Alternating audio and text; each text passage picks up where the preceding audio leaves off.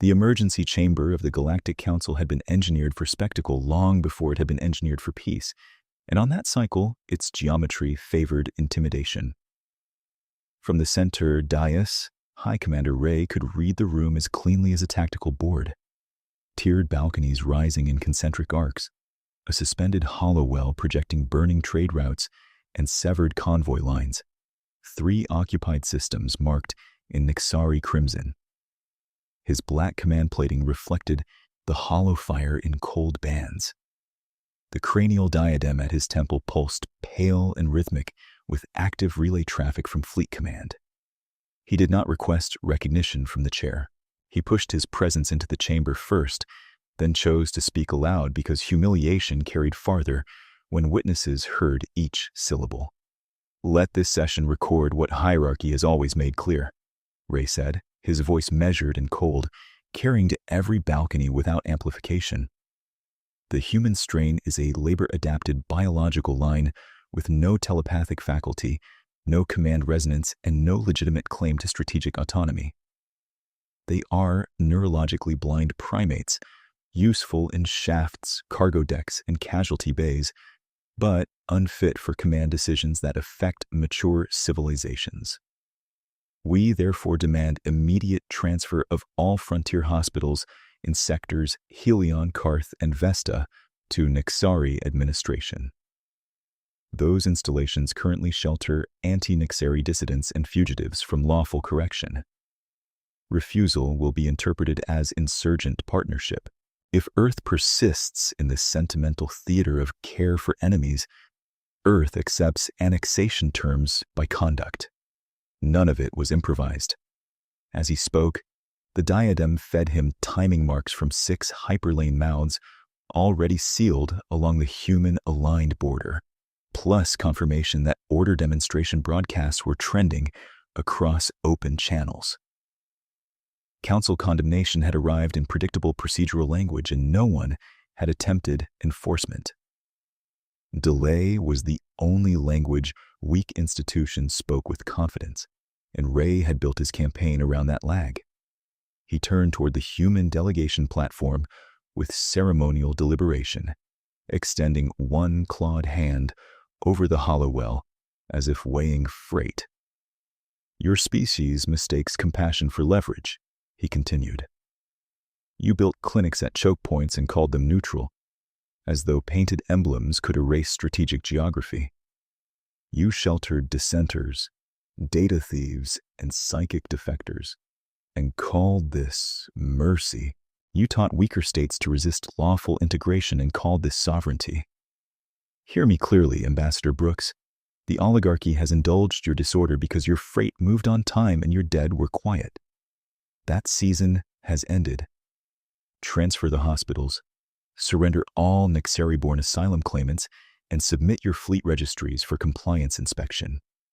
Fail, and your crews will watch one another die on open channels until your command discipline dissolves into instinctive fear."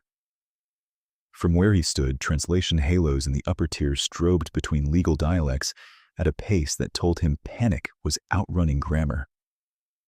The Valeri delegation remained motionless, skin gone flat pale under the chamber lights. Pax merchant envoys kept their tablets dark and their attention fixed on private feeds, the posture of traders freezing risk before admitting it publicly. 2 council analysts in a side alcove exchanged a glance and then returned to their consoles without requesting the floor. Ray logged the response as confirmation, not surprise. Most command cultures broke when fear projection pulses collapsed decision cycles. The dataset was centuries deep. He reinforced the point with a hand signal. The Hollowell switched from route maps to a frontier relay seizure from 3 hours earlier. Human logistics uniforms, wrists bound in magnetic restraints under hard white lights, a Nixari officer reading charges in an expressionless tone. Council decorum cut the transmission before the shots. The silence that followed landed exactly where intended. Ray let it settle, then said, "Natural hierarchy. Instruction through consequence." By the second hour, Procedure dissolved into overlapping legal objections and jurisdictional disputes. The formal chair called recess twice. Ray watched both calls pass unanswered while fresh tactical packets arrived across his diadem. Carrier groups advancing another half AU toward Earth corridors, escort screens on schedule, PSYOPs penetration climbing. The Council had become what he expected it to become, a documentation service for decisions already executed elsewhere. Ambassador Elena Brooks stood through the speech with her hands folded behind her back, expression steady in the blue whitewash of translated overlays. She wrote when precision mattered. When Ray called humans neurologically mute, she took one note.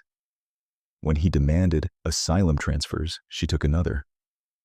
When he threatened open-channel killings to teach obedience, she stopped writing and looked up. Her dark diplomatic jacket carried no medals, only the silver caduceus pin of the Human Medical Accord.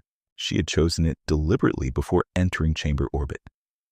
If Nexari demands were going to be framed as security administration, she intended every camera angle to show what Earth considered the central offense. Her delegation remained small by design. Commander David Sullivan from Strategic Analysis stood half a pace behind her, moving between raw telemetry and public feeds without speaking. Council Liaison. Katerina Novak worked legal packet traffic at speed, tagging war crime statutes and neutral tribunal precedents for immediate filing. At the outer ring, Chief Medic Anna Mitchell in fleet gray trauma uniform watched the screened execution segment with the stillness Elena had seen in emergency rooms after blast waves. No outward reaction, only attention narrowing to details. Elena followed her line of sight and caught the same practical markers Mitchell was likely cataloging. Restraint type, room atmosphere, absence of triage gear, likely response windows after injury. Ray wanted theater. Medical personnel read workflow. The pattern itself was familiar from Nexari doctrine briefs already on Elena's desk before the session opened. Their coercive model treated empathy as exploitable latency. Force opponents to choose between patience and deterrence, then strike inside the hesitation. The model had worked often enough to harden into orthodoxy. Human planning assumptions had shifted years earlier in response. Care and force were not drafted as opposites in Earth doctrine. They were paired instruments with separate constraints and synchronized timing. Elena requested the floor on a procedural technicality and received it. She did not raise her voice. "For the record," she said, each word cut to legal clarity. Human frontier hospitals are protected neutral facilities under compact law, staffed for all species, and currently treating civilians displaced by Nexari military operations. Any interference with marked medical traffic constitutes a prosecutable offense. Any harm to detainees under your custody constitutes a prosecutable offense. Earth is compiling evidence for immediate tribunal filing. You may continue this course. You may also stop. Ray's smile held Nexari precision and no warmth. "You are filing paperwork at a battlefield," he replied. "That has always been your flaw." "It has often been your mistake," Elena said. "The exchange changed nothing in the chamber and almost everything on the networks attached to it." Elena watched continuity alerts populate across her secure display as soon as her microphone went dark. Human embassies in 12 systems switching to crisis protocols, Allied civilian evacuation corridors recalculated against live lane closures, fleet legal packets unlocking target matrices tied to evidentiary thresholds and civilian preservation constraints. Sullivan pushed her a side-channel summary while delegates were still arguing over sanction wording. A parallel operation had already begun against Nexari. Coercion archives believed compartmentalized behind oligarch shareholder firewalls. The objective was emergency seizure pathways under interstellar statute.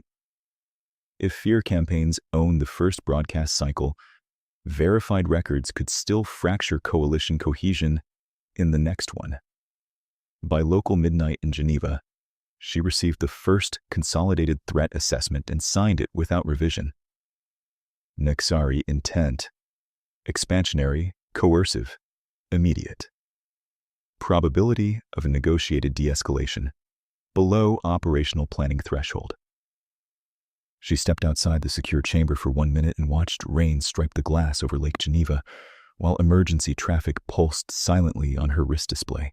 Her queue held evacuation pleas from client states, procedural objections from risk-averse delegates, and one short line from Luna: ready when authorized. She closed the queue, breathed once, and returned to the table. On Luna, Fleet Admiral James Hayes stood beneath a wall of live maps in Earth Defense Command and forced the room's tempo downward. Nexari battle groups held superior telepathic coordination range.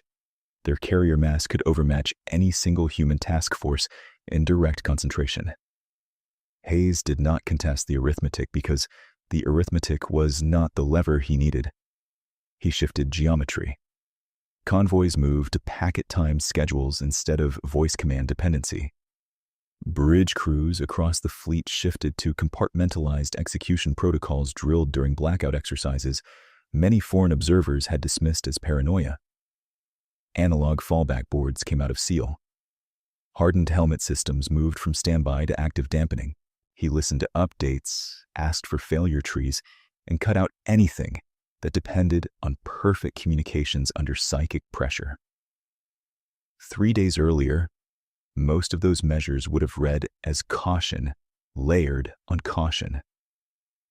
With Ray's council performance still replaying across command feeds, they read as baseline survival discipline.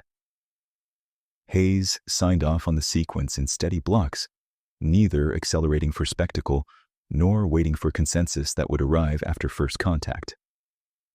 Mitchell boarded the hospital ship Meridian Cross before the council session had formally adjourned.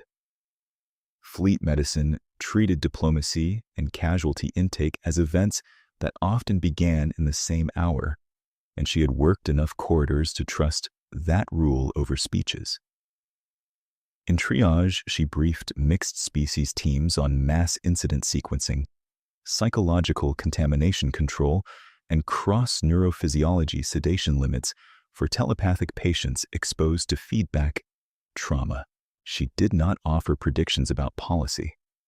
She gave checklists, ran through equipment redundancies, then walked every aisle to confirm each junior medic understood what to do if command channels degraded and casualties arrived faster than software could update.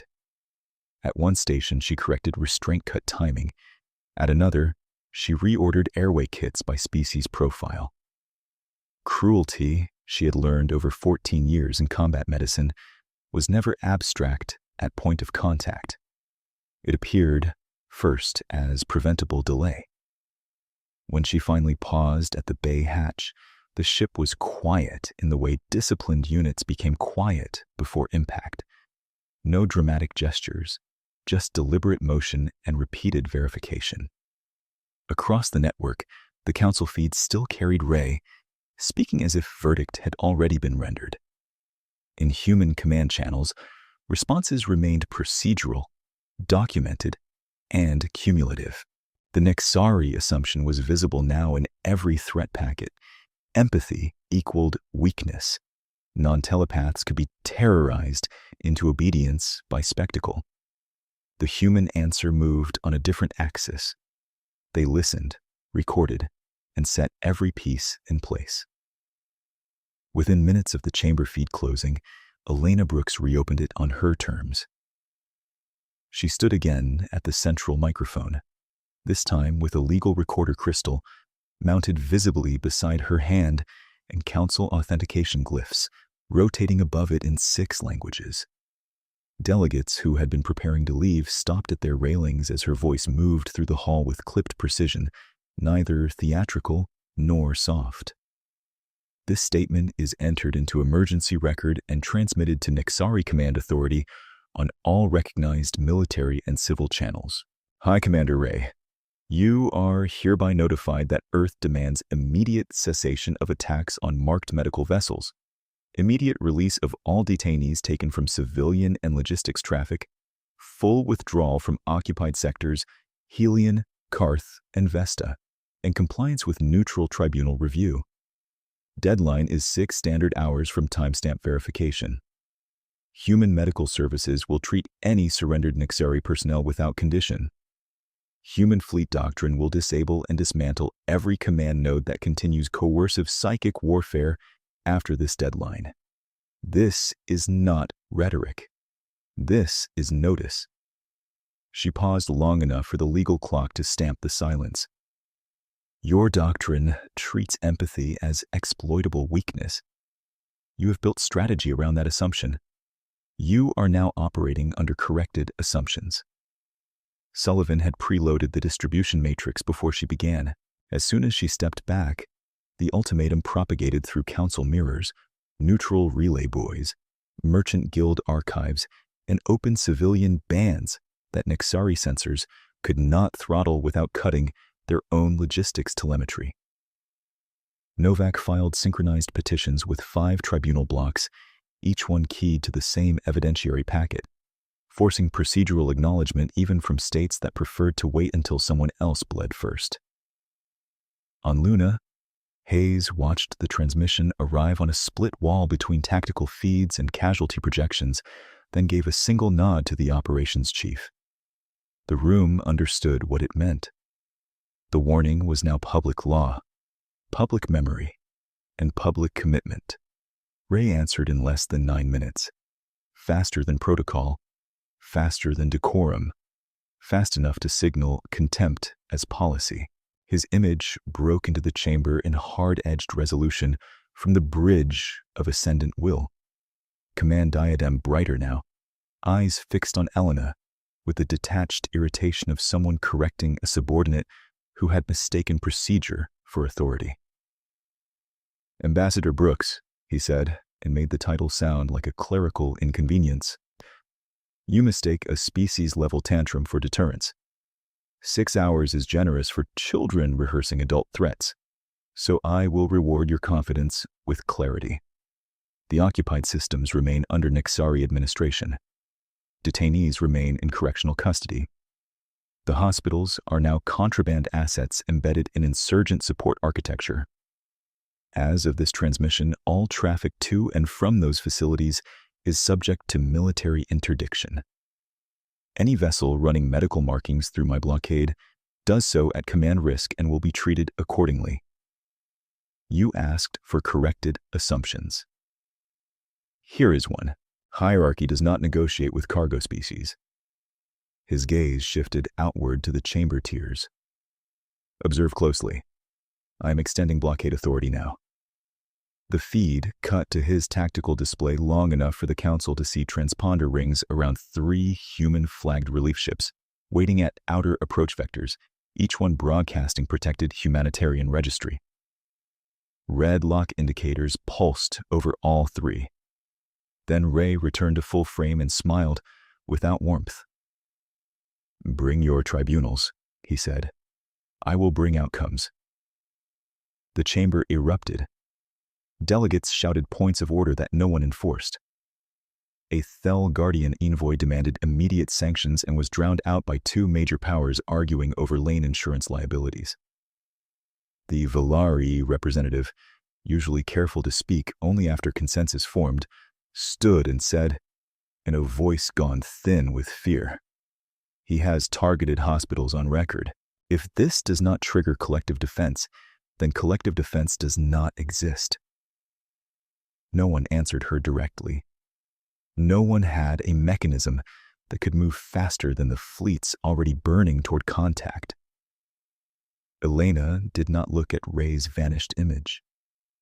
She looked at the 3 relief ship IDs, memorized them, and opened a secure line to Hayes.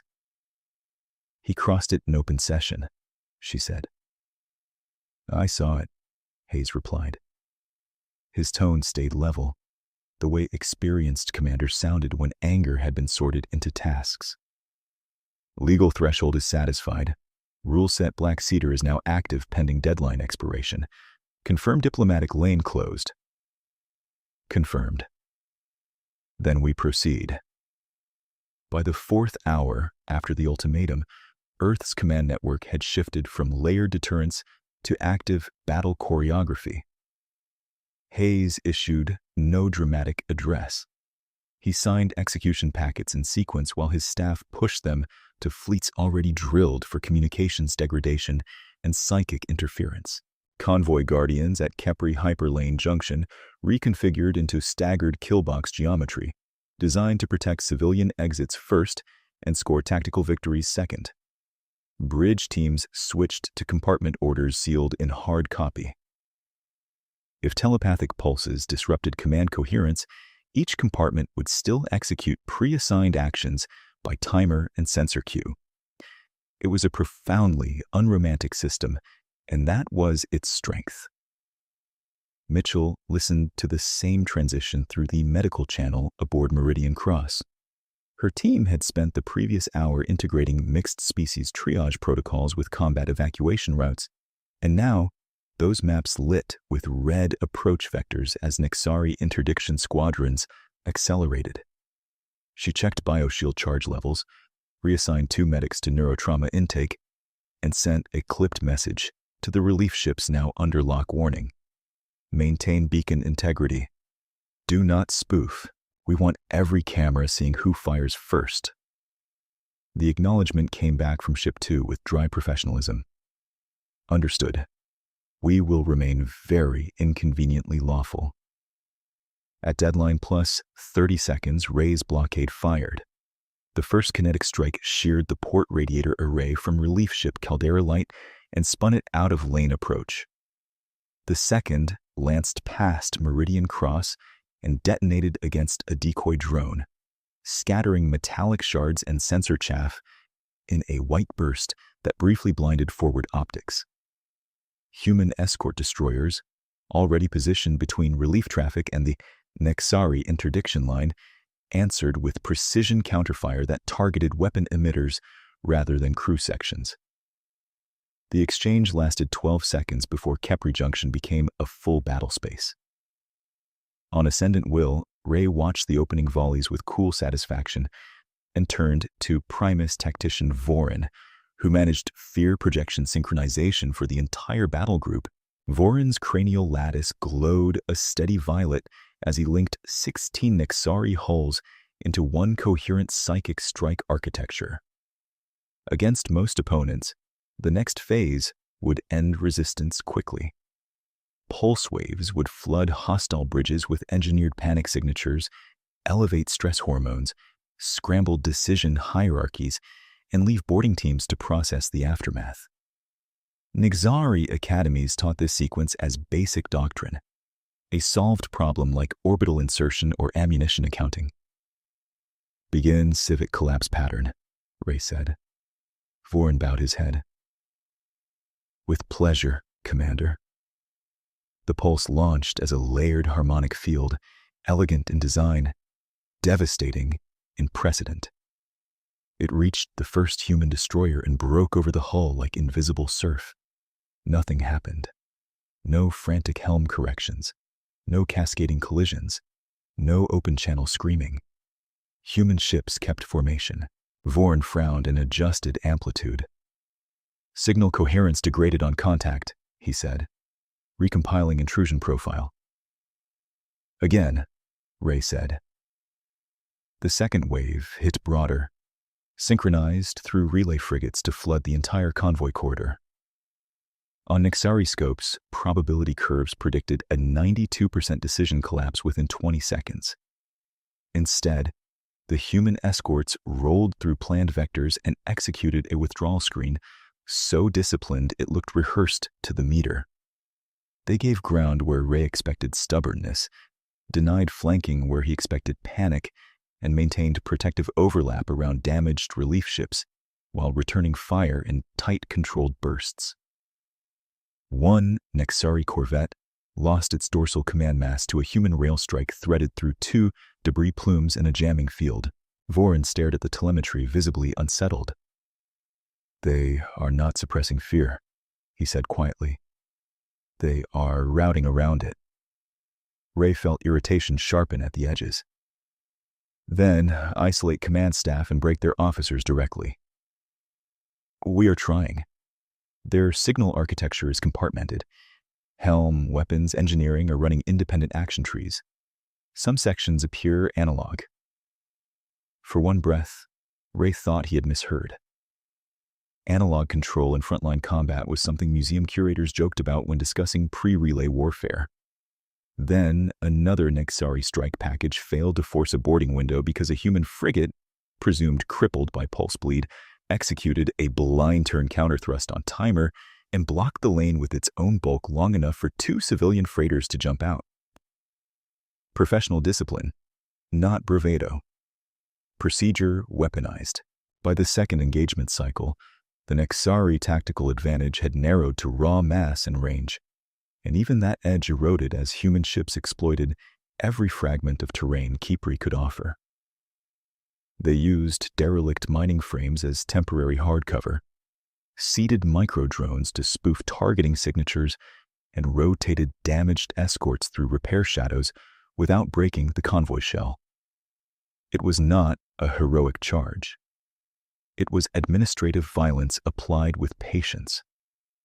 On Meridian Cross, Mitchell received casualty streams from both sides almost simultaneously. Human Marines with blast concussions, Nexari boarders with decompression trauma after a breached shuttle hard-docked to the wrong hatch. She triaged by survivability metrics, not flag colors, and pushed stabilization orders down the line. When a junior medic hesitated over a Nexari officer still in partial armor, Mitchell pointed to the airway monitor and said, "If it breathes, we treat it. Save arguments for people who are not coding." The medic moved. Sullivan, monitoring the battle from Luna, watched a different front open. Human intrusion teams had penetrated 2 Nexari shareholder archive mirrors during the chaos of pulse recalibration, using legal warrant keys that only activated after verifiable attacks on protected medical traffic. Files began to surface in controlled releases: coercion budgets, detention manifests, relay program rosters, and internal directives that contradicted Ray's public claim of lawful correction. Every release was cryptographically signed and mirrored across neutral servers before Nexari sensors could scrub. Council feeds that had spent hours debating sanction language pivoted to evidentiary analysis in real time. Merchant houses started suspending Nexari credit lines within the hour. 2 client states announced they were reviewing security alignment, the diplomatic phrase for preparing to defect. At Kepri, Ray saw none of that directly, but he saw its symptoms. Rear support requests from Allied auxiliaries went unanswered. A contracted munitions train altered course without permission. The tactical board remained winnable in narrow terms, yet the political substrate beneath it had begun to crack, and he could feel command certainty thinning into friction. He opened a channel to all Nexari strike groups. Maintain pressure. Human resistance is procedural theater masking strategic fragility. Their losses will compound.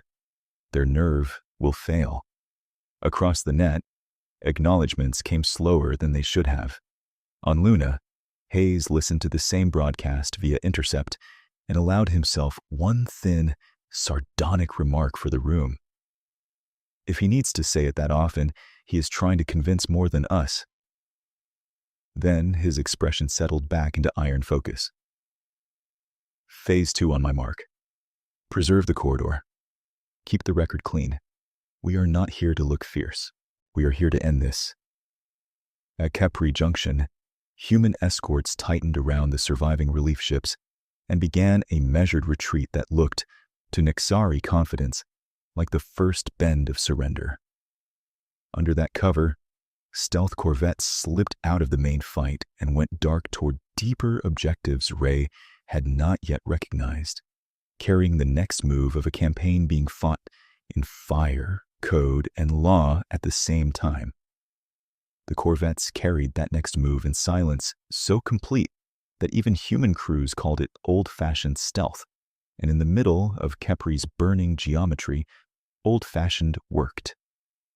While the convoy screen fell back meter by meter, 4 mat-hulled vessels slid beneath debris shadows and released slim canisters that looked, on Nixari scopes, like expendable chaff.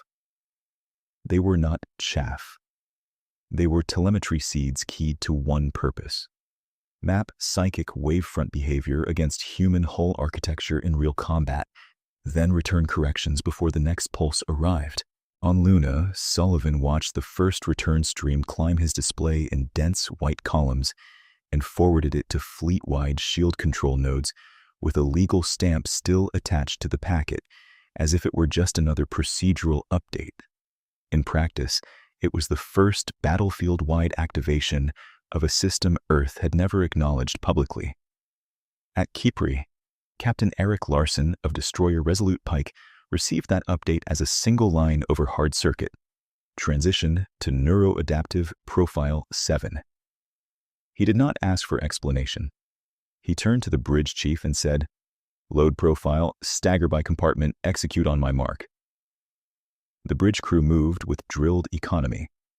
Helm switched from passive dampening to active phase modulation in their seat frames. Tactical officers locked helmet seals and felt the faint pressure shift of adaptive lattice waking in the inner lining. Bulkhead filaments embedded months earlier in what most sailors had called expensive insulation began to hum against incoming psychic harmonics, not blocking them outright, only breaking their coherence into fragments too jagged for command override. The effect was subtle inside the ship. It felt like hearing a shouted order through rain instead of inside one's skull. Vorin launched a third civic collapse pulse with full relay support and waited for the predictable signatures: cortisol spikes, motor hesitation, command loop desynchronization. His console returned anomalies instead. Human bioscan still registered stress, but stress no longer translated into paralysis. Command loops dipped, then recovered in under 2 seconds. In 3 ships, he detected micro-latency mismatches that should have opened boarding windows. Instead, those ships executed pre-planned microburns in closed formation before Nexari cutters could exploit the gap. "Impossible profile stability," one junior synchronist whispered over the net before correcting himself to formal language. Correction: unknown interference pattern preserving action hierarchy. Vorin tightened his jaw and pushed resolution filters. The filters made it worse. The cleaner the signal, the clearer the conclusion. The humans had engineered their hulls and helmets to turn psychic dominance into background noise. Ray's voice cut through the tactical chamber. "Report in plain terms." Vorin answered without ornament, because embellishment died quickly in Nixari command culture. "Our pulses are landing, Commander, but not propagating as designed. They are damping signal coherence at the target layer. We can induce discomfort and distraction. We are not inducing obedience." Ray stared at the board long enough for 2 escort icons to vanish under human crossfire. Then, increase amplitude until their dampers fail. Amplitude escalation risks harmonic backwash through our own relays at this range. We would degrade our coordination envelope. "You are already degraded," Ray said. "Correct it." Across from him, Lyra Ray stood at an auxiliary analysis rail in dark command gray, her cranial interface still set to advisory channels rather than direct control depth. She was old enough to hold rank and young enough to speak without masking concern when data contradicted doctrine. "Commander, he is not refusing," she said carefully. "The envelope has changed. Their compartment architecture is treating our waves as weather, not command. We should pivot to kinetic isolation and force them into linear engagements where mass advantage matters." Ray did not rebuke her in front of staff, but his silence carried refusal. He turned back to Vorin. "One more synchronized strike. Full choir." On the human side, Hayes watched Nixari relays brighten toward overload and issued 3 clipped orders that summarized years of quiet preparation. Profile 7 to all battle groups. Keep compartment autonomy.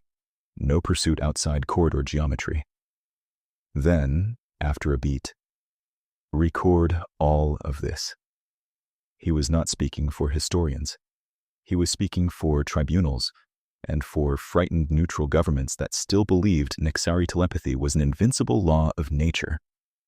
Every second humans held formation under full psychic assault rewrote that belief in public.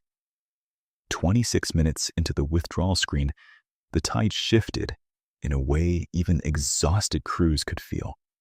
Not victory, leverage. Human ships that had been fighting to survive began fighting to shape space. A battered frigate with 2 dead maneuver thrusters used timed venting and a controlled roll to block fire from a relief ship long enough for drones to patch the freighter's jump array. A corvette, with half its sensor mast gone, threaded a missile spread through an opening that existed for less than a heartbeat and stripped the emitter crown off a Nixari interdiction cruiser. The convoy corridor narrowed, then stabilized. Meridian Cross, still under intermittent log warnings, held station and kept broadcasting medical neutrality on every band. Mitchell stood in Bay 2 with sleeves rolled to the elbow, gloved hands moving from one patient to the next, while the deck vibrated under near misses. A Nixari boarder on the left table seized with relay-induced neural spasm, and a human Marine on the right coughed blood into an airway mask from blunt thoracic trauma. She treated the boarder first because his oxygenation was collapsing faster. No one in the bay argued. In the bay, they had no bandwidth left for ideology. Overhead, the ship feed replayed a clipped intercept of Ray calling humans cargo species. One of Mitchell's nurses muted it without asking. "We know," she said, and handed over a cooling injector. Sullivan's second front moved with colder violence. As human dampening held at Kepri, intrusion teams triggered the next legal seizure tranche inside Nixari coercion archives. This release included technical directives proving that fear projection waves had been calibrated against civilian density maps, not military necessity. It also included procurement contracts for juvenile psychic amplifiers classified as disposable relay assets, language so clinical that several neutral delegates stopped mid-session and went silent on camera. Merchant insurers suspended another block of Nixari logistics bonds. A client state admiral transmitted a single message to council emergency channels. We were told these methods were defensive. We were lied to. Then his fleet powered down and drifted clear of Nixari command lanes. Voran saw the strategic fracture arrive as static in places where certainty used to live. 2 subcontracted squadrons failed to answer synchronization checks. One did answer, then requested clarification on legal authority to continue interdiction of marked hospital vessels. In the middle of a battle, they were asking legal questions. Ray's claws tightened against the edge of his console hard enough to leave grooves in composite. He switched to command-wide broadcast. Discipline is survival. Obedience is survival. Any unit breaking formation will be designated mutinous and boarded. Acknowledgements returned, but their cadence was uneven, and Nixari officers had been trained from hatchling years to hear danger in rhythm before content. The beat was off. On Kipri's outer vector, the 4 stealth corvettes completed their loop and vanished again into broken metal and ion haze. Their first mission had not been dramatic. No flag planting, no heroic collision, no impossible shot.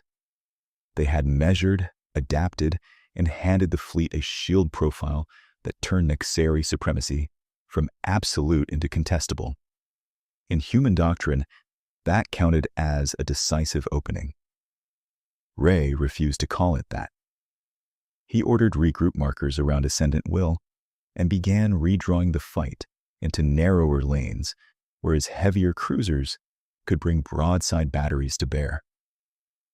"We stop bleeding initiative now," he said, voice low and razor flat. "Cut away detached interdiction elements. Re-anchor around central command spine. If they resist pulse discipline, we break their ships the old way." It was an admission wrapped as aggression. For the first time since the council chamber, he was planning around human capability instead of human surrender. The Nexari regroup did not happen cleanly. Rear elements trying to pivot into the new formation crossed debris fields seeded by the earlier exchange and lost timing. One cruiser clipped a drifting mining frame and sheared its own antenna forest. Another accepted a synchronized maneuver queue milliseconds late and forced 2 escorts to scatter. These were not catastrophic losses, yet they carried psychological weight out of proportion to tonnage.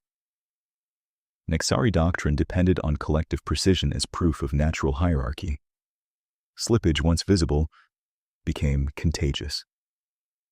In the auxiliary pit below Ascendant Will's primary tactical deck, junior relay officers whispered across tight band despite regulations. Most of them had never served a campaign where pulse authority failed in open view. "If non-psychics can compartmentalize this way, what exactly have we been told about inevitability?" one asked. Another answered with brittle loyalty. "We are told what maintains order." A third did not speak.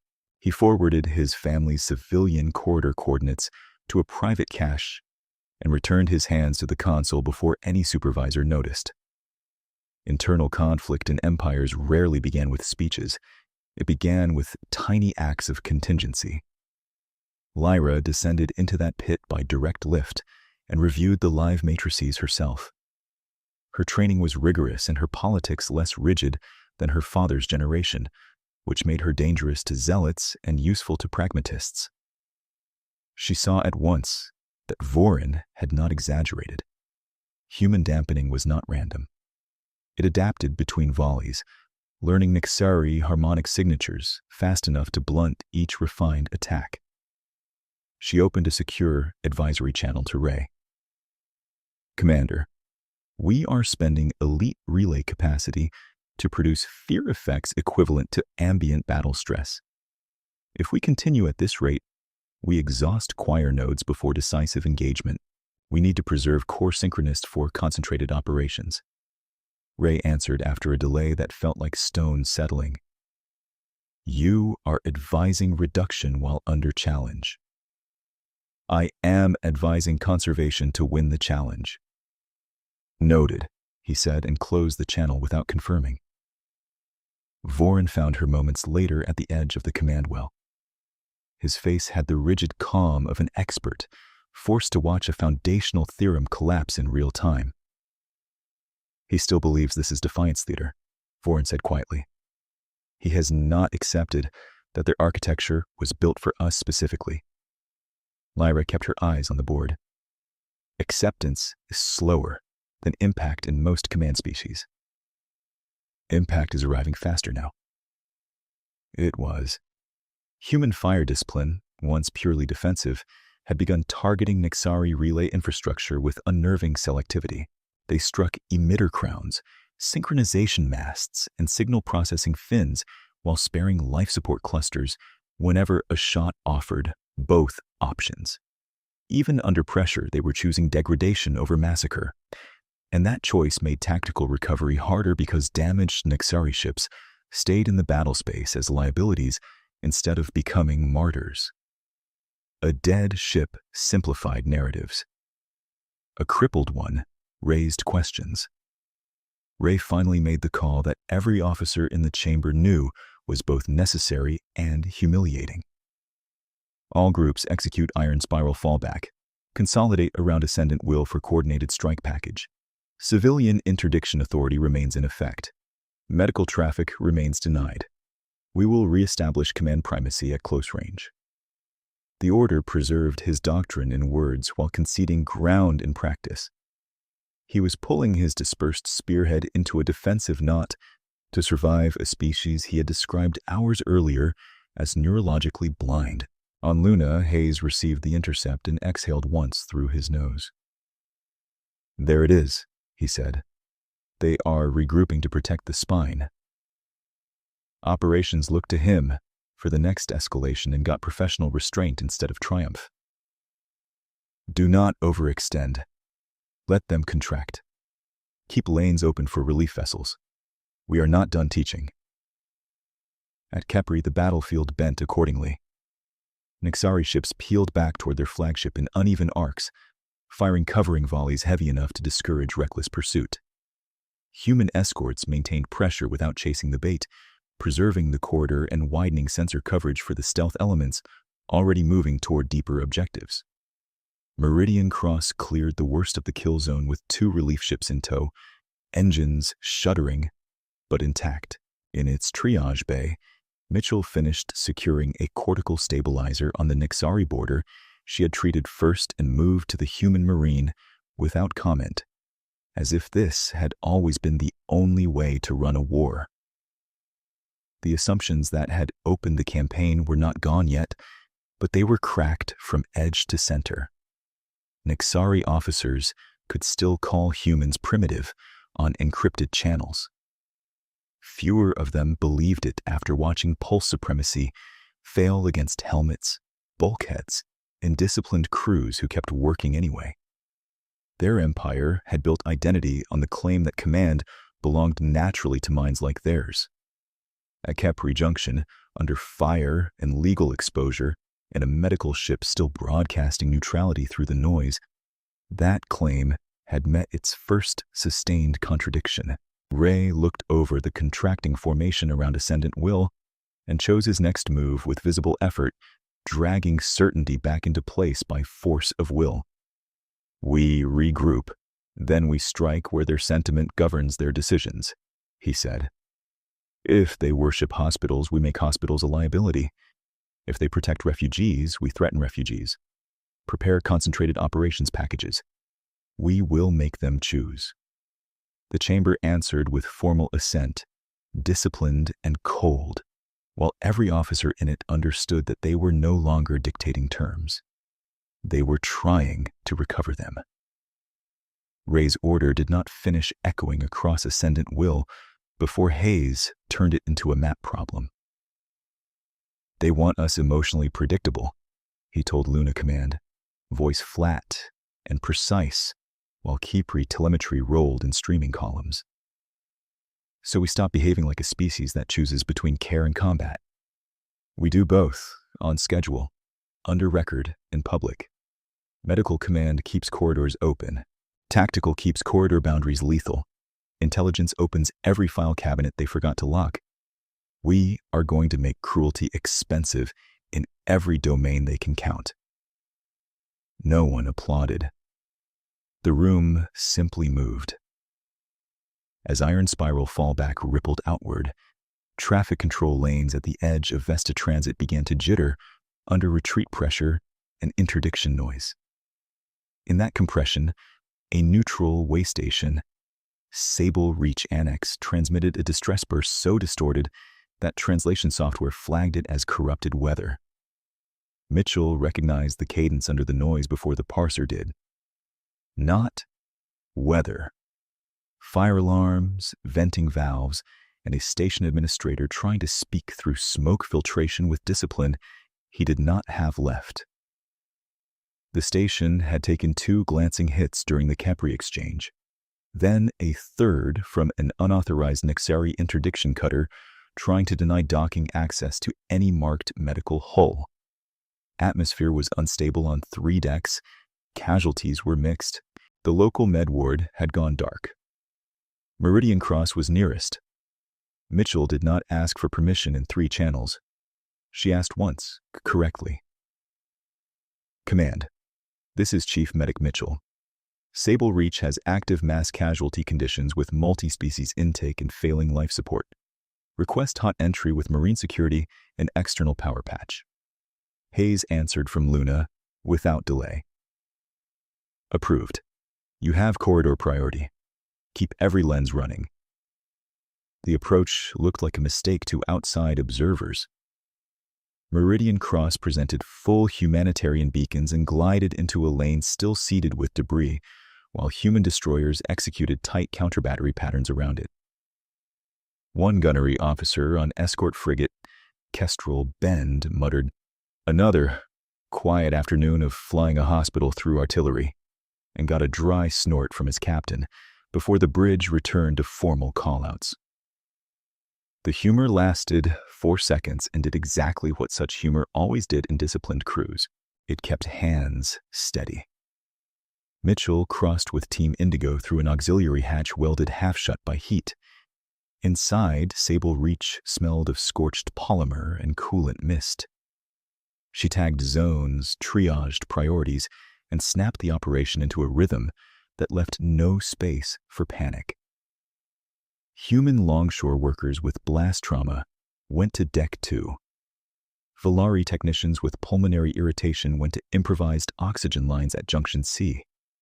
2 Nexari officers in Command Black, both with severe neural destabilization from relay overload, were routed to the same critical ward as everyone else.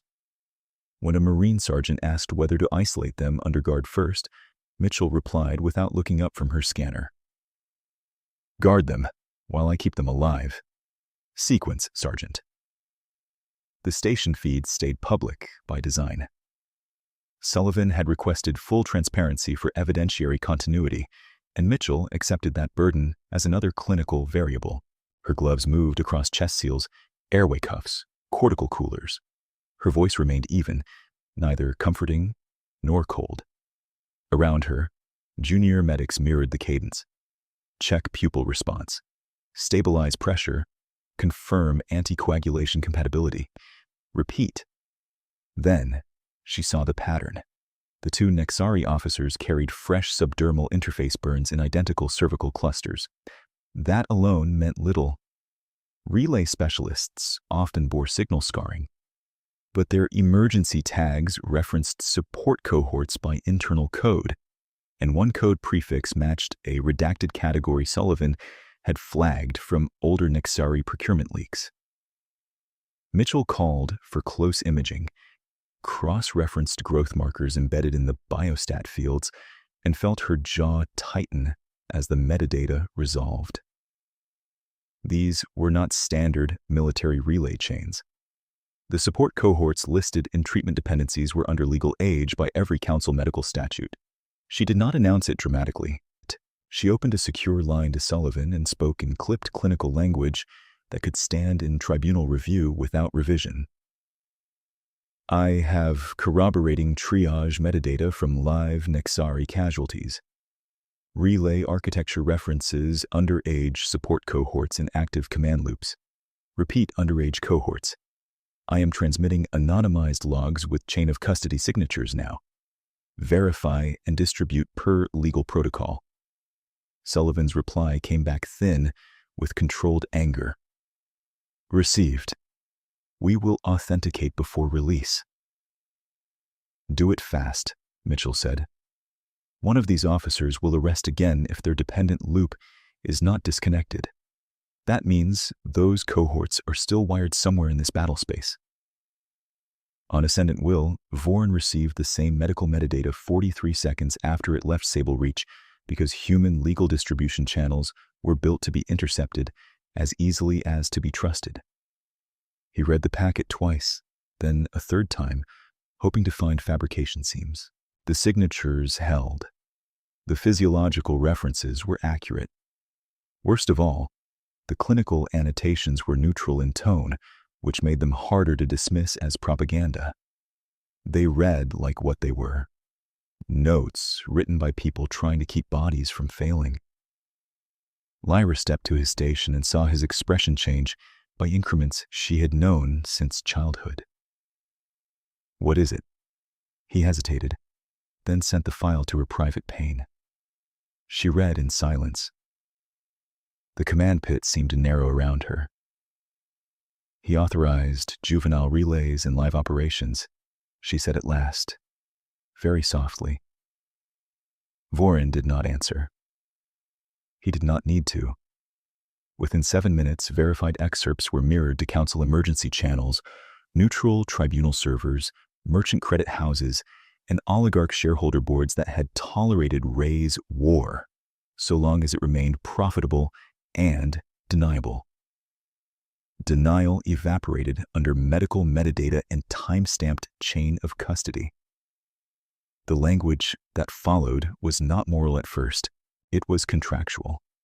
Breach exposure, liability expansion, uninsurable command risk.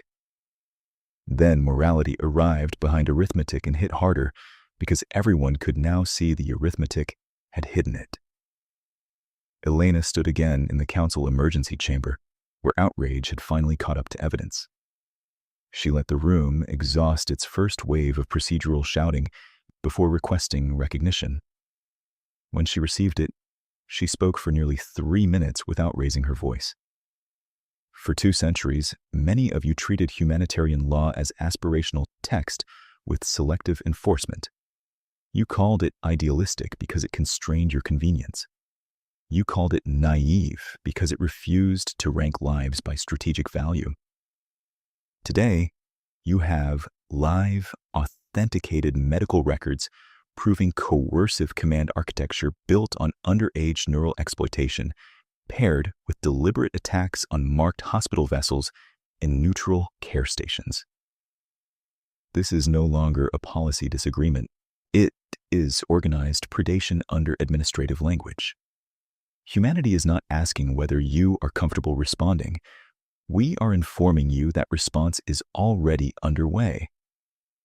If your governments still want the privilege of calling themselves civilized, align your actions with your signatures. Freeze Nexari war financing. Open your lanes to evacuation. Recognize custody authority for surrendering units. History is observing your timestamp. Even veteran delegates flinched at the word timestamp. It made hesitation measurable. By the 6th hour after deadline expiry, the balance had shifted in ways no tactical board could hide. 3 client fleets that had shadowed Nexari formations went neutral and powered down weapons. 1 declared immediate compliance with human corridor rules. A 4th, after 20 minutes of silence, transmitted coordinates for minefields it had laid under Nexari contract and requested amnesty for cooperation. Hayes accepted with conditions and assigned demoners before anyone in the room could mistake pragmatism for softness. Human resolve did not arrive as one speech or one heroic maneuver. It appeared as millions of aligned choices under stress. Freight captains held lane discipline while incoming fire flashed off distant hulls because relief ships behind them needed predictable vectors. Civilian engineers on Luna stayed on shift through sleep cycles to keep analog fallback boards calibrated across fleets they would never see in person. Embassy clerks in systems far from Kepri translated surrender instructions into 21 local dialect clusters so frightened crews would understand exactly how to stop fighting without being destroyed. On Meridian Cross, Mitchell finished 21 hours without full rest and still walked back into Bay 2 when the next wave arrived. A young nurse from Mars orbit, hands shaking, whispered, "How do you keep doing this when they just keep coming?" Mitchell secured a vascular patch, checked saturation, and answered with practical honesty. "You do not wait for courage. You execute sequence. Also drink water when I tell you." The nurse barked one startled laugh and obeyed. At Luna, Hayes transmitted a fleet-wide address that every ship recorded for Doctrine archives before it finished playing. His tone was measured, carrying the weight of command without theatrical strain. For a long time, they believed humans were unfit for pressure because we do not share thought by force. They mistook consent for weakness and procedure for fear. Hear this clearly. We fight because people under our protection deserve tomorrow, whether they are citizens, allies, or former enemies who lay down arms. We fight because hospitals are not bargaining chips. We fight because memory matters and because restraint without strength is ignored. For years, we were patient and explicit. We gave warnings, routes, treaties, and exits. Those exits were refused. Now we proceed with full capability and discipline limits. Maintain corridor integrity. Accept surrender immediately when offered. Destroy only what continues coercive fire. Let the record show exactly why this ends. The acknowledgments came back fast, crisp, and nearly identical from ships scattered across 3 systems. It sounded less like fervor and more like trust. Ray heard that address through intercept and dismissed it publicly as performance. But the private channels inside his command told a different story. Auxiliary captains were now requesting surrender protocol clarifications before engagements began. 2 elite units asked whether human medical treatment guarantees were verified or psychological operations bait. A logistics prefect transmitted an encrypted query to oligarch finance. Are we still indemnified if command law is deemed void? There was no immediate reply. Lyra confronted Ray in a command anteroom between update cycles, away from the main pit but not beyond recorder range. She stood at attention first, then set that formality aside. You are losing adherence faster than hulls, she said. The coalition now has legal and financial consensus against us, and our own support lines are questioning command legitimacy. If you continue targeting hospitals and refugee corridors, you will consolidate every neutral actor behind Earth. We need controlled de-escalation terms before we lose the ability to negotiate any terms. Ray's expression did not harden. It cooled. Negotiation after open defiance invites fragmentation. Fragmentation is already in progress.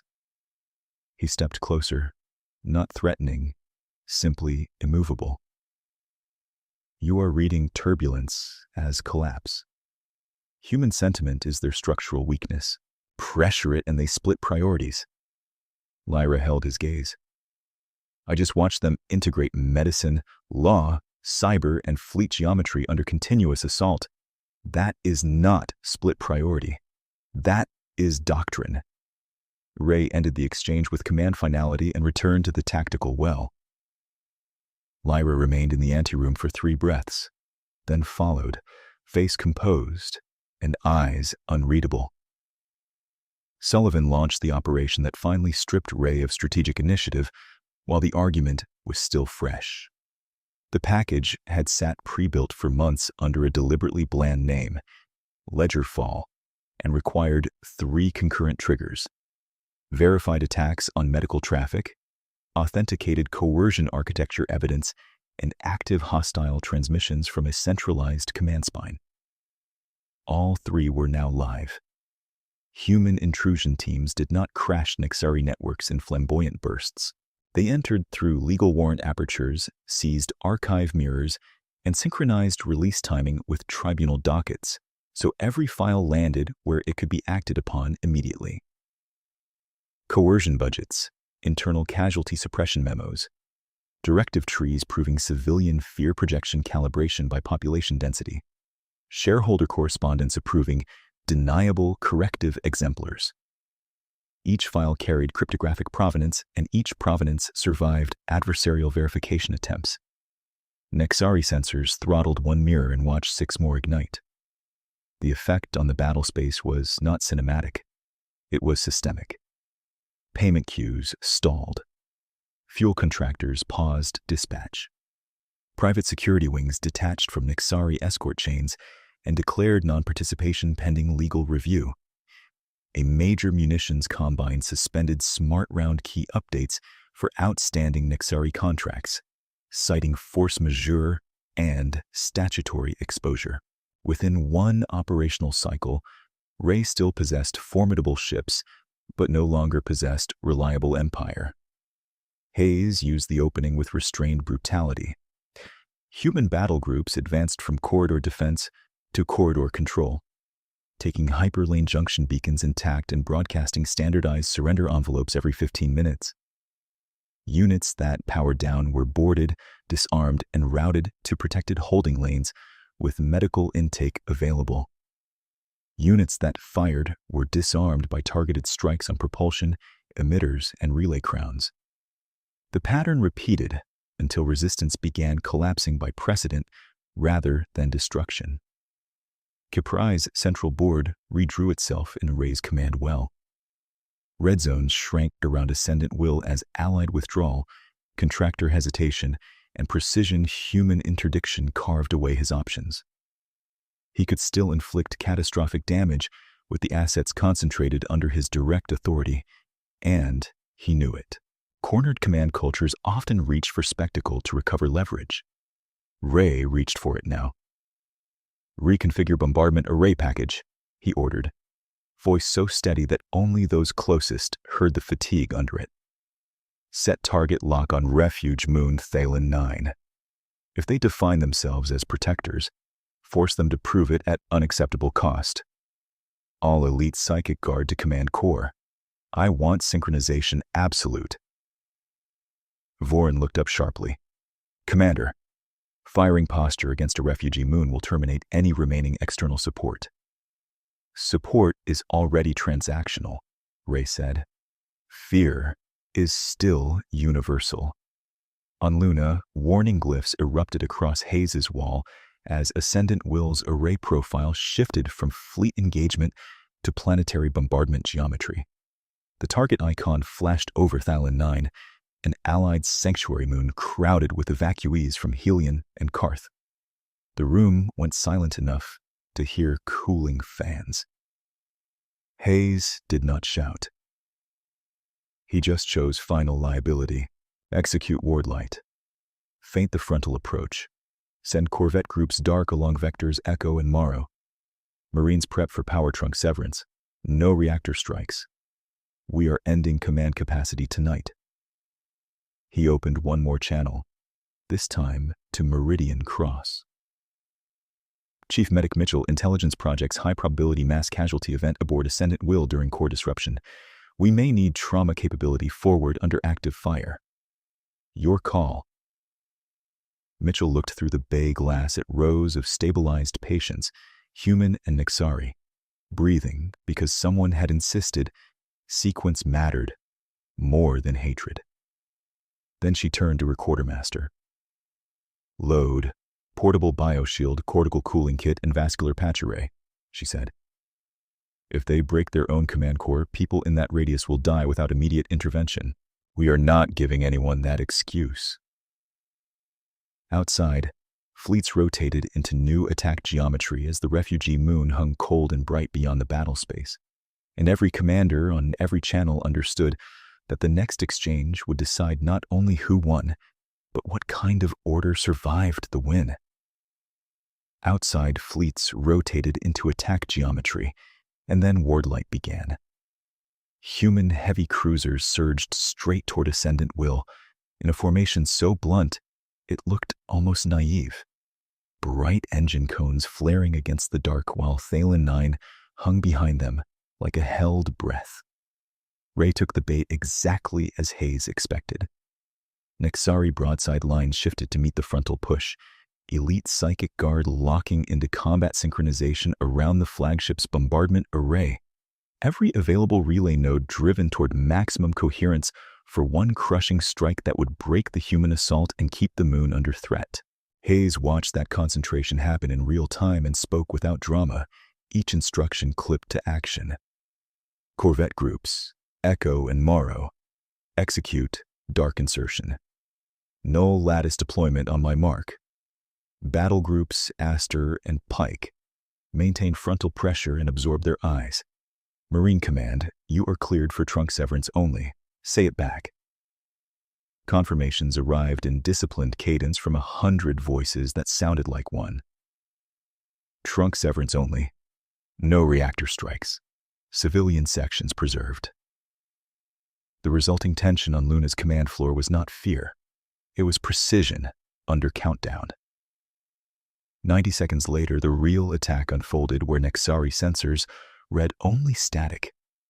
Stealth corvettes ghosted beneath the engagement plane and seated 12 null lattice buoys around Ascendant Will's command envelope, each buoy a slim spindle that unfolded into a geometric web of synchronized interference.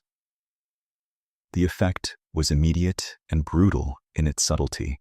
Nexari telepathic channels did not vanish, they fractured.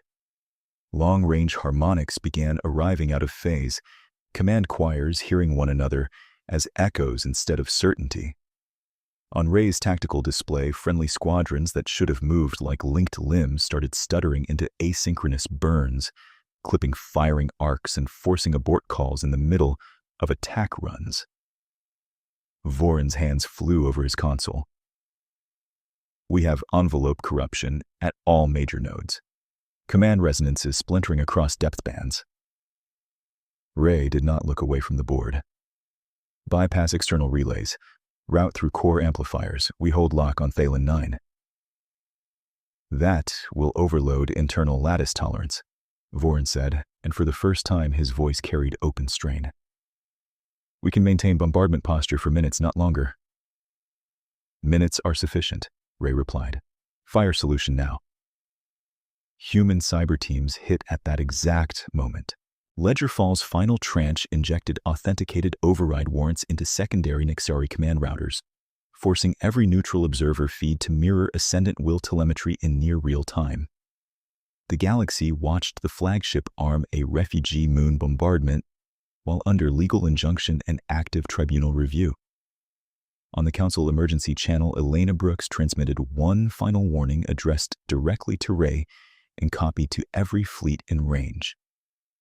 For years, we were patient, explicit, and lawful. We offered routes out, and you attacked the ships carrying medicine through those routes. We offered tribunals, and you answered with coercion. We offered surrender terms, and you aimed a planetary weapon at civilians. You still have one decision left. Power down now and submit to custody, or we will dismantle every node that enables this firing sequence and remove your command by force. Choose in this minute, because this minute is all you have. Ray answered with silence and kept the countdown running. Human Marines breached 3 kilometers aft of Ascendant Will's command core, where power trunks climbed through armored service spines. Instead of plasma cutters that could flash cook compartments, they fired kinetic microbreach charges. Directional, ugly, efficient. Bulkheads punched inward.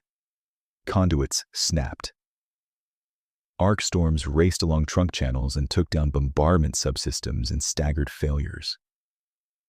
Nexari defenders met them in tight corridors lit by emergency amber.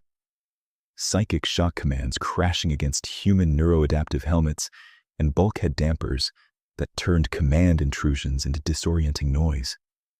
The fighting was close, hard, and controlled.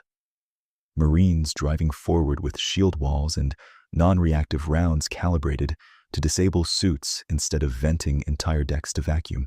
On the flagship bridge, Lyra leaned over a secondary control rail as countdown glyphs flickered between red and warning white. Command core is oscillating. We are feeding damaged trunks with full amplifier demand. Shut down the choir and isolate the array now. Ray's jaw tightened. If we drop synchronization, we lose deterrent value. We are losing the ship, she said. He reached for manual authorization to sustain output through overload. The core answered with a violent harmonic snap that tore through relay architecture like glass under pressure. Lyra's interface crown flared, then burst into cascading static. She convulsed once and collapsed against the rail, neural feedback rippling through vascular channels at her temples as diagnostics screamed red across 3 decks. Nexari guards rushed forward and halted at the corridor threshold when radiation alarms spiked from ruptured amplifier housings. Their own medics shouted for shielding they did not have in position. The bombardment timer kept running toward 0, disconnected from judgment and attached only to failing machinery. Aboard Meridian Cross, Mitchell heard the emergency call as overlapping panic on open Nexari command bands. Command Air Critical, Core Chamber Radiological, no safe approach. She did not waste a second pretending this was simple.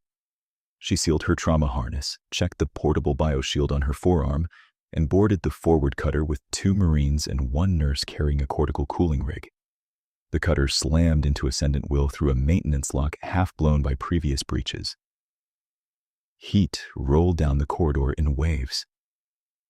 Mitchell advanced into it anyway, bioshield projecting a thin curvature of blue-white static that caught particulate bursts and bleeding radiation while alarms barked in 2 languages.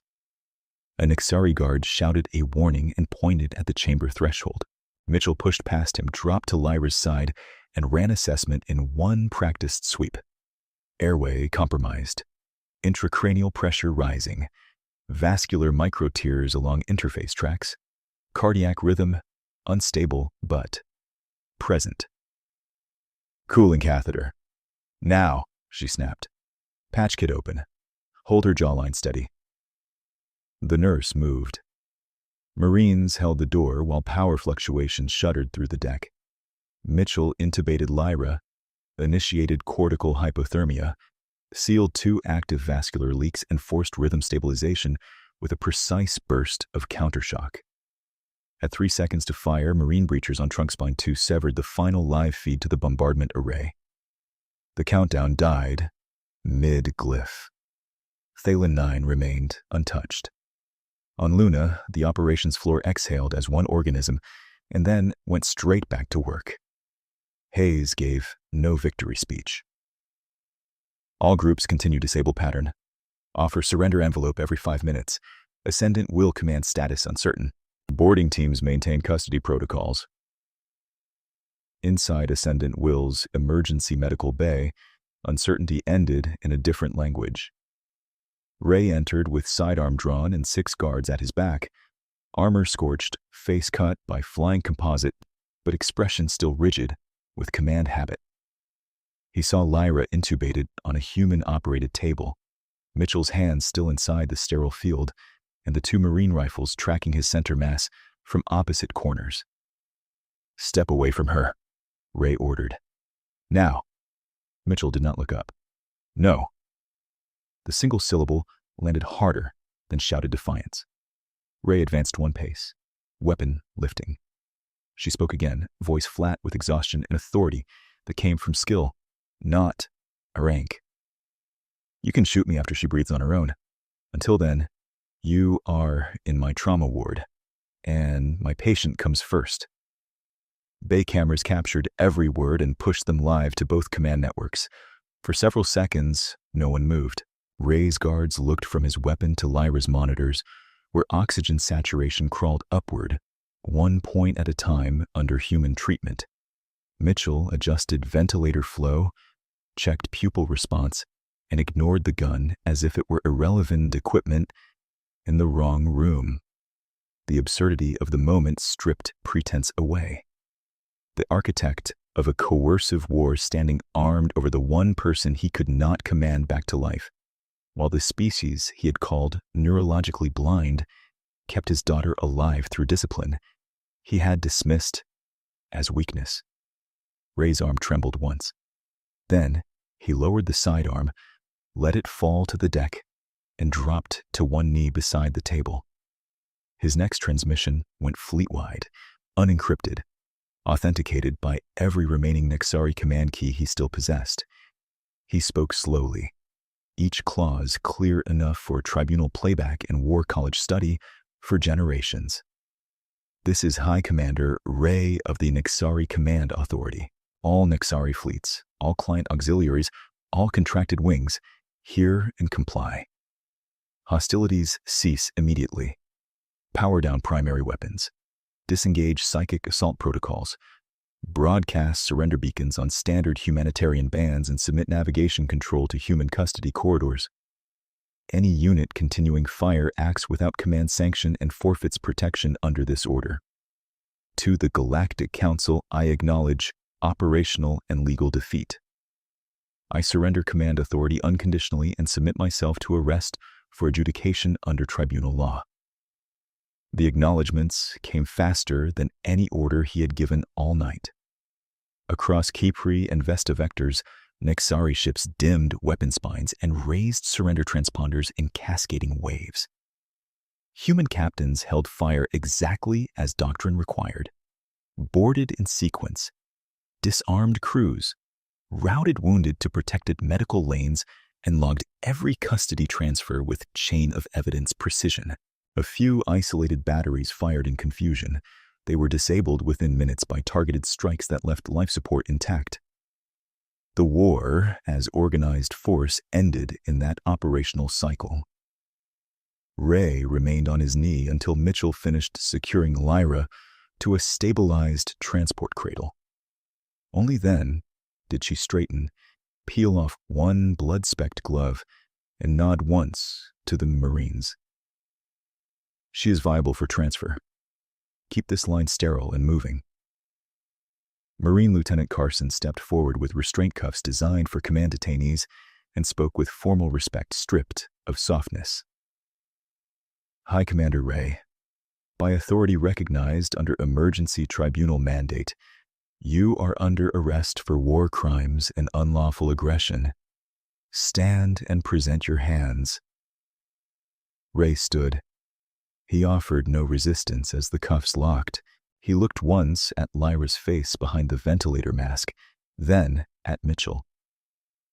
I built doctrine on fear, he said quietly, as if reciting a finding against himself. You built yours on restraint. Tonight, restraint outmatched fear. Mitchell checked the transport monitor and answered without sentiment. Tonight, your daughter lived. Keep walking.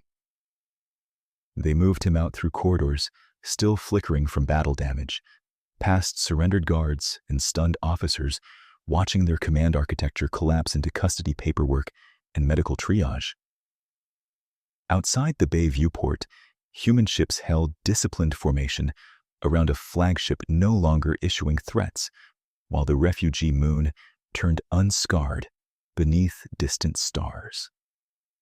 Outside the bay viewport, surrender beacons multiplied until the dark looked threaded with amber pins, and Human Fleet Command treated each one as a legal event before it treated it as a victory. Boarding teams moved by numbered sequence, body cameras active, weapons low, medics first, through every hatch where radiation or decompression warnings still flashed. On ascendant will, Ray's dropped sidearm was lifted with 2 fingers, sealed in a transparent evidence sleeve and tagged to tribunal chain of custody before anyone spoke another word about him. In Bay 3, the recorder crystal Elena had mounted in the council chamber was mirrored to 16 neutral archives and locked under joint authentication. Then its physical core was transferred to a Thel legal courier under armed escort. Nothing was left to memory. Hayes watched the surrender map stabilize and received the first ugly request within 5 minutes. A strike captain at Kepri asked for permission to deny medical intake to a Nexari elite detachment linked to the execution feed from the opening days of the war. Hayes answered on command-wide circuit so no one could pretend they had not heard him. Negative. All surrendered personnel received treatment and custody under published doctrine. We did not fight to inherit their habits. You will process them, document them, and testify later. A beat passed, then the captain replied, voice rough but controlled.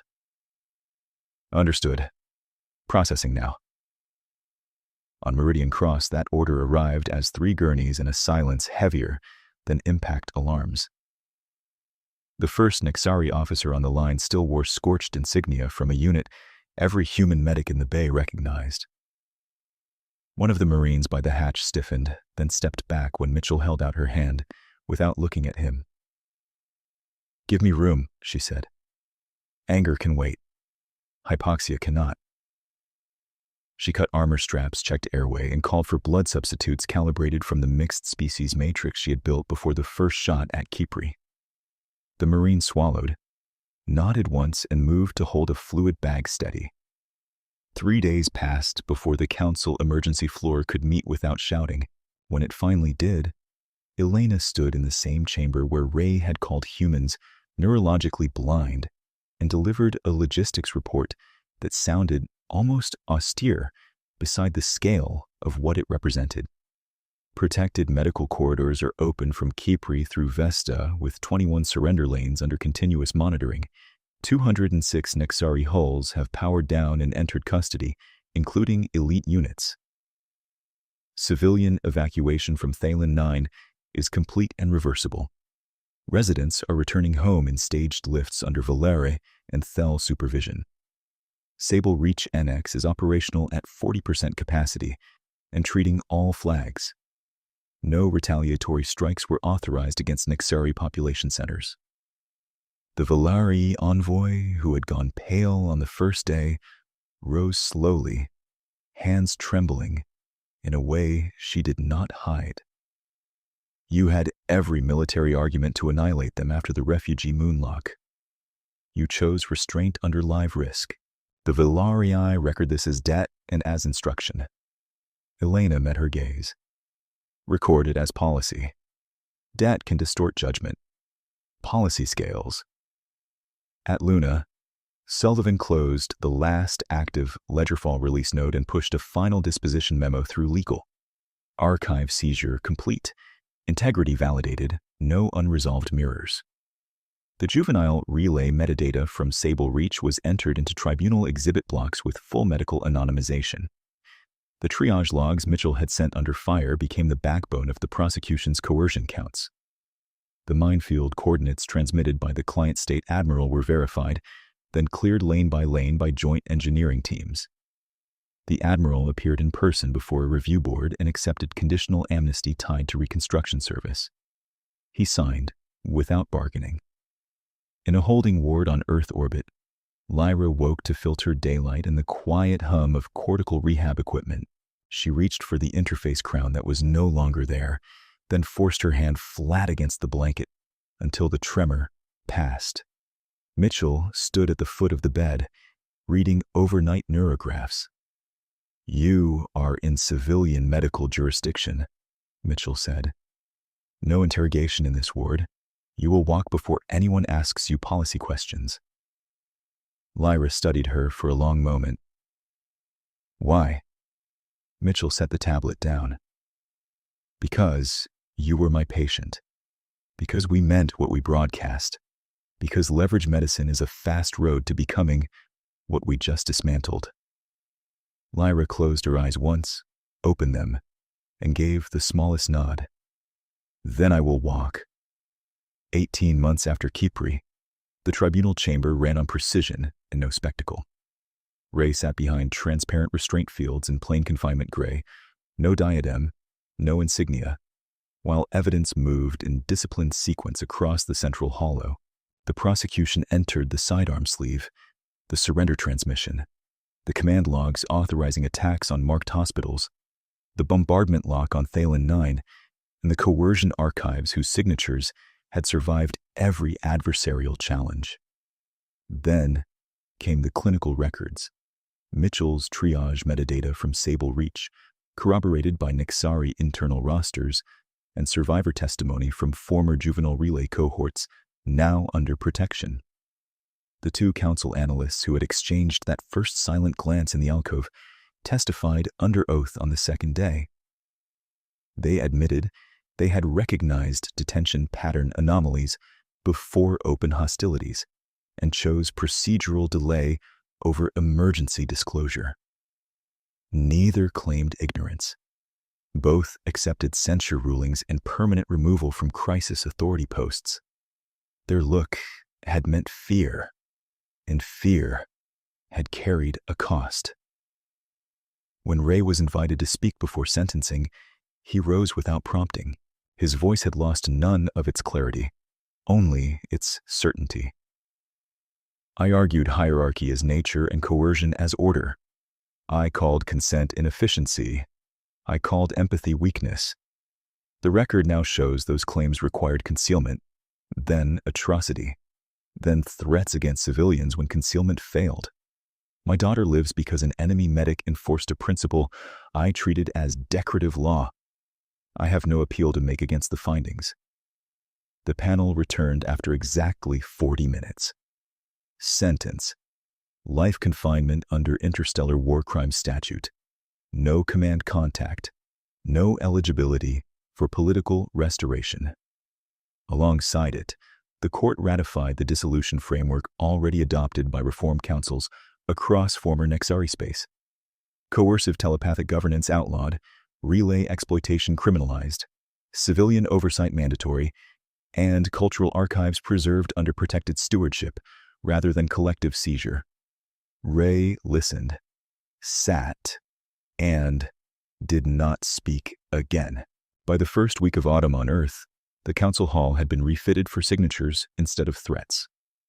The suspended Hollowell now displayed transit corridors in green and blue, with medical lanes highlighted beside trade routes by default setting. Pax merchant houses reopened credit under the new conflict ethics charter. Valari escort wings and human patrol groups co-commanded refugee protection drills. Thel legal teams staffed rapid response review cells that could issue enforceable injunctions in hours, not weeks. Humanity held the chair of the Galactic Medical Accord and the Emergency Stabilizer Mandate by unanimous vote, including former Nexari client states. Hayes attended the ratification in full dress uniform and stood at the back rail, as comfortable in a command center as in ceremony. Elena signed the final charter packet with the same pen she had used in the emergency chamber and passed it to a clerk of records who sealed it beside the original recorder crystal. Sullivan watched from 2 rows over as the last Ledgerfall archive key was ceremonially revoked and deposited into a joint vault. Mitchell arrived late from orbital rounds carrying a small sterile case. Inside was a pair of trauma gloves, cleaned, preserved, and labeled with the case number from Ascendant Will. Lyra entered without assistance, a half step slower than she had once moved, but steady, flanked not by guards but by civilian guardianship delegates from the Nexari Reform Council. She wore plain, formal gray with no command markings. When her name was called, she crossed the chamber to the central plinth, paused beside Mitchell, and placed a signed peace seal next to the gloves. The seal text was brief and exact. Coercion ends here. Care is not surrender. The chamber microphones caught the soft click as it settled against the plinth glass. No one reached for a weapon. No emergency sirens overrode the session. No fleet mobilization orders followed. Through the high windows, evening light fell across delegates who had learned, at measurable cost, that patience could be strength, memory could be law, and mercy could end a war faster than extermination ever had.